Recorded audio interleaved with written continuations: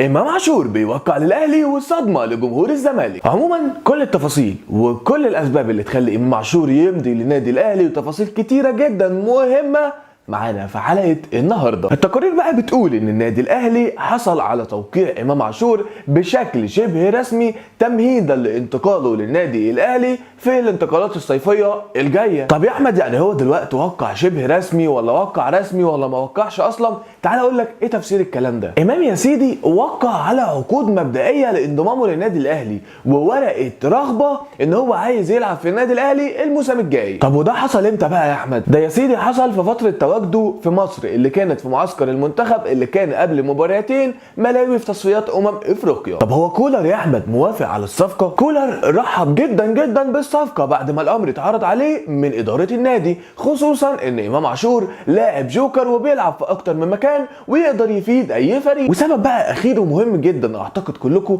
لاحظتوه الفتره الاخيره، وهو اعتذار امام عاشور لوليد سليمان والجمهور النادي الاهلي عن اي حاجه حصلت منه في الفتره الاخيره. اربطها كده ببعض هتلاقي ان ده ممكن يكون تمهيد لانتقاله للنادي الاهلي. عموما في النهايه ما بين مؤيد وما بين معارض، ما بين واحد شايف امام عاشور صفقه قويه وتقيله وهتفيد النادي الاهلي، وما بين واحد شايف انه لا مش هيفيد النادي الاهلي، والنادي الاهلي عنده اللي يفيده وعنده مروان وحمدي وديانج وما الى ذلك. وجود لاعب زي امام عاشور في خط الوسط بيجيد اللعب في كل مراكز خط الوسط دي حاجه كويسه جدا، وكمان بيجيد صناعه اللعب والتسديد وحاجات كتيره جدا، هتكون صفقه قويه. ما بين مؤيد وما بين معارض قول لي رايك، وشايف الصفقه لو تمت للنادي الاهلي هتكون عامله ازاي؟ حلقتنا لحد هنا بتكون خلصت. سلام.